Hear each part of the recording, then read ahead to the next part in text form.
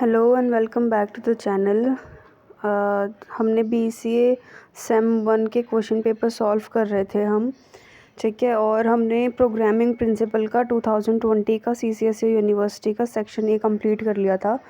तो section B हम complete करेंगे जिसके अंदर आपके सारे के सारे प्रोग्राम ही हैं, ठीक है। इस गलत फहमी में मत रहना कि प्रोग्राम नहीं आएंगे, प्रोग्राम आएंगे और थ्योरी में भी प्रोग्राम लिख के आने हैं, ठीक है। अनलेस अनटिल कि वो आपके पास वेरिएबल का पूछ रहे हैं, इंटरप्रेटर का पूछ रहे हैं, तो उसमें भी आपको पूरा सिंटैक्स वगैरह लिखना है, ठीक है। वैसे जो बहुत ही ज़्यादा थ्योरी वाले आ जाते हैं जैसे टाइम कॉम्प्लेक्सिटी वगैरह, तो या स्यूडो कोड वगैरह, तो उसमें आप केवल थ्योरी लिख सकते हो। बट आप अगर आपके लूप्स के ऊपर आते हैं, ज़्यादातर लूप्स पे आते हैं आपके क्वेश्चन, और आपके इफ एल्स पे आते हैं, स्विच केस पे आते हैं, और बहुत सारे क्वेश्चन बन जाते हैं इन्हीं में ही। तो प्लीज़ इस गलतफहमी में मत रहना कि प्रोग्राम नहीं बनाने आएंगे या मैं बनाऊंगा नहीं तो मुझे मार्क्स मिल जाएंगे, नहीं मिलेंगे, ठीक है। तो क्वेश्चन नंबर 6 में write a program in C to find maximum of 3 number. 3 number में आपको 3 नंबर इनपुट करवाने हैं और उसमें से पता लगवाना है कि सबसे बड़ा कौन सा है, ठीक है। कि कुछ कुछ ऐसा आए लिखा हुआ कंसोल पर कि एंटर 3 नंबर, ठीक है। उसमें आप 3 नंबर डालो और कंप्यूटर ही आपको बता दे कि जो 3 नंबर आपने टाइप करे उनमें से सबसे बड़ा कौन सा है, ठीक है। कुछ कुछ प्रोग्राम आपको ऐसा बनाना है। तो आप कैसे बनाओगे? आपको नहीं आता तो सीखो। पहले तो आप हेडर फाइल इंक्लूड करोगे। ये जो गलती ये हो गई है कि ये बहुत ज़्यादा एक्सपैंड हो गया, तो उसको देख लेना, कैसे भी देखोगे आप। तो पहले हेडर फाइल इंक्लूड करोगे। मेन फंक्शन के अंदर आप 3 वेरिएबल को डिक्लेयर करोगे, ठीक है। सॉरी, इनिशियलाइज करोगे। सबसे पहला A, B और C, ठीक है। ये तीनों में आप वैल्यू डालोगे, है ना, वैल्यू लेनी है आपको, इसीलिए आपने ABC बनाया है, ठीक है। फिर आपको क्या करना है, 3 प्रिंटफ में स्टेटमेंट डालनी है। एंटर 3 नंबर, 3 नंबर लिखो, ठीक है। प्रिंटफ में स्टेटमेंट क्यों डालते हैं? वो जब डालते हैं जब हमको कंसोल पर वो दिखवाना होता है, डिस्प्ले करवाना होता है, तो डिस्प्ले करेगा ये एंटर 3 नंबर। स्कैनएफ में आप तीनों नंबर ले लोगे %D करके, ठीक है। %A, %B, %C करके, ठीक है। ये आपका A के एड्रेस पे जाएगा और आप वो नंबर ले लेना, इनपुट करवा लेना, ठीक है। स्कैनएफ फंक्शन हमारा इनपुट करवाने के लिए ही होता है जी, ठीक है। फिर आप डालोगे इफ़ स्टेटमेंट। इफ़ अगर A बड़ा है B से, और ये जो हमने एंड लगाया हुआ है ना, इसको हम और बोलते हैं हिंदी में, ठीक है। अगर A बड़ा है B से और अगर A बड़ा है C से, तो क्या प्रिंट कर दो? A इज़ बिग, ठीक है। A is big. आप कुछ भी डाल सकते हो, कुछ भी डाल सकते हो प्रिंटफ में, ठीक है। ज़रूरी नहीं है कि आप %D इज़ द लार्जेस्ट ऐसे ही लिखोगे, आप कुछ भी डाल सकते हो। अगर A बड़ा है B से, A बड़ा है C से, तो डाल दो A is big.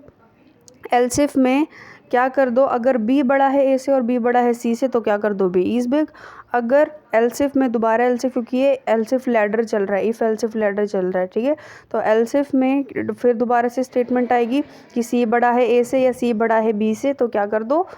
C is big. या फिर एल्स में डाल दो कि values are not unique, values unique नहीं है, ठीक है। कि आपने पॉइंटिंग नंबर डाल दिए या कोई भी कैरेक्टर डालते तो वो क्या है, वैल्यू यूनिक नहीं है। तो फिर क्या कर दो? आप रिटर्न कर दो 0। अगर आपने इंट मेन फंक्शन करा है तो रिटर्न 0 आएगा। अगर वॉइड मेन फंक्शन लगाया है तो गेट ch आएगा। इतना है समझ में? अगर आपने वॉइड मेन लगा रखा है तो आपको conio.h हेडर फाइल इंक्लूड करवानी पड़ेगी। अगर आपने इंट मेन लगाया हुआ है तो आप केवल stdio.h से भी करवा सकते हो, ठीक है। इतना हो गया समझ में? अब आप कंसोल पर आपका आ जाएगा, 3 इनपुट डालो, 10, 30, 40, तो आपका आंसर और बिल्कुल क्लियर है, 40 आंसर आ जाएगा, ठीक है। ये देख सकते हैं आप। फिर है question number 7, write a program in C to calculate the area of circle. Area of circle निकालना है। तो एरिया ऑफ सर्कल कैसे करोगे? पहले ही आप क्या करना, पाई की वैल्यू डिफाइन कर देना, ठीक है। पाई की वैल्यू पहले ही डिफाइन कर देना, कितनी होती है? 3.14, ठीक है। फिर इंट मेन फंक्शन के अंदर आप फ्लोट में बनाना रेडियस, एरिया और पैरामीटर, ठीक है। पैरामीटर वैसे करने की ज़रूरत नहीं है, ठीक है। तो आप सिंपल क्या करोगे, प्रिंटफ में आप डालोगे एंटर रेडियस ऑफ सर्कल, ठीक है। परसेंटल एफ लगेगा, परसेंटल डी नहीं लगेगा।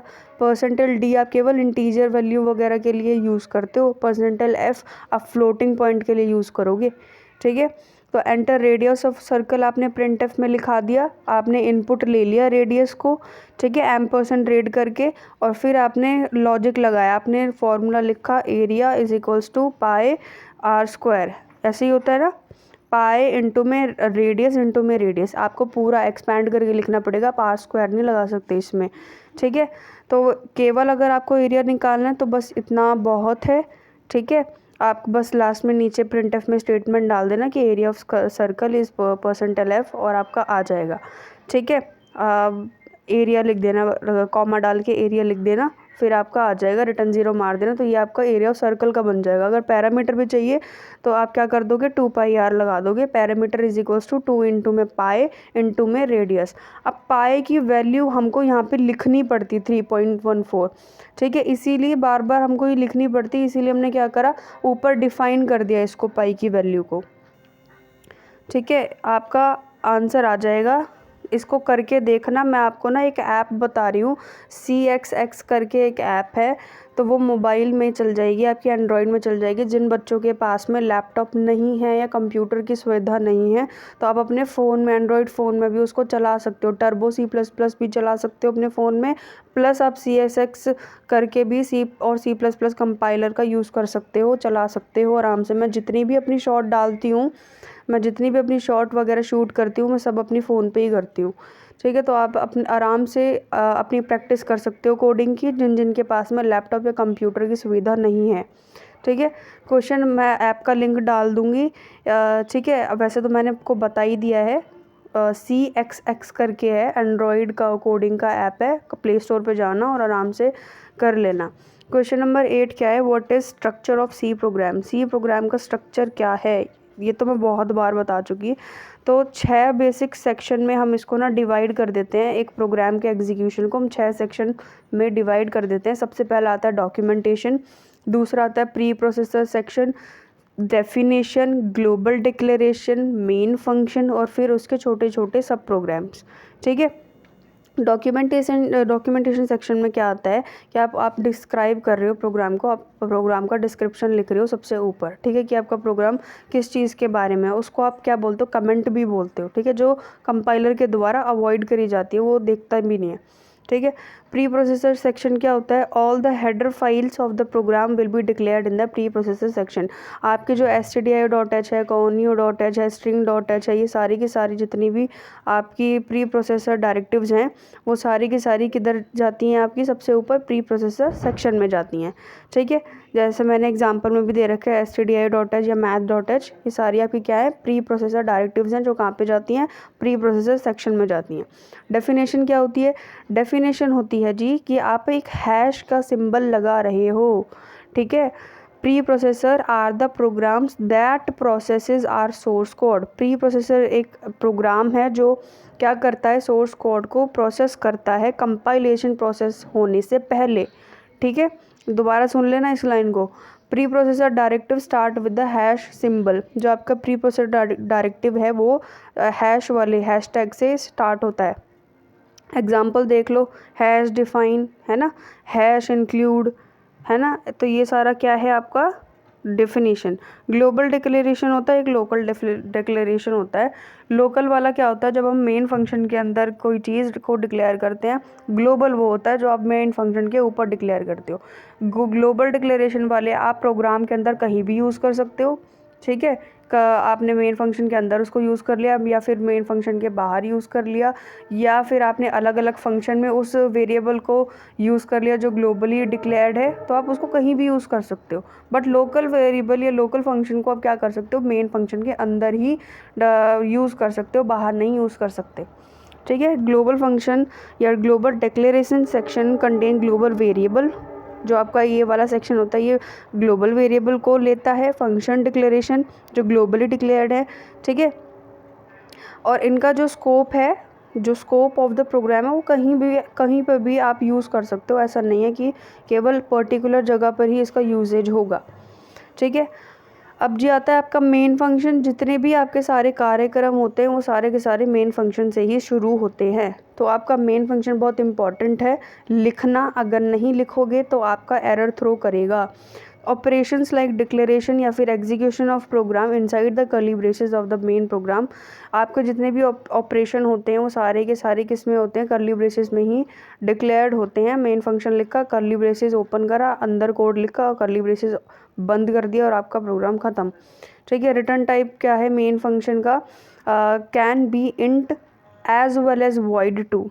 जो मेन फंक्शन का जो रिटर्न टाइप है, आप इंटीजर भी दे सकता है और आपको वॉइड भी दे सकता है, मतलब कि एकदम एम्प्टी। वॉइड फंक्शन क्या करता है, टेल करता है, मतलब बताता है कंपाइलर को that the program will not return any value, कोई भी वैल्यू आपकी रिटर्न नहीं करेगा। ठीक है। वॉइड फंक्शन आपको कोई भी वैल्यू रिटर्न नहीं करेगा। मेन फंक्शन आपको इंटीजर वैल्यू रिटर्न करेगा या फिर वॉइड रिटर्न करेगा। ठीक है। मेन फंक्शन कंपाइलर को बोलता है कि that the program will return an integer value. Main function बोलता है कि कंपाइलर आपको रिटर्न करेगा जी क्या, इंटीजर वैल्यू। इतना समझ आया। सब प्रोग्राम्स क्या होते हैं, user defined functions are called in this section of the program. मतलब कि जो यूज़र बनाता है अपने प्रोग्राम वो ही इस सेक्शन में दिखेंगे आपको।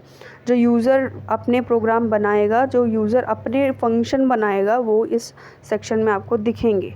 ठीक है। इधर मैंने आपका स्ट्रक्चर पूरा बना रखा है। सबसे ऊपर डॉक्यूमेंटेशन सेक्शन, फिर नीचे लिंक, फिर डेफिनेशन, फिर ग्लोबल, अंदर मेन फंक्शन। ठीक है।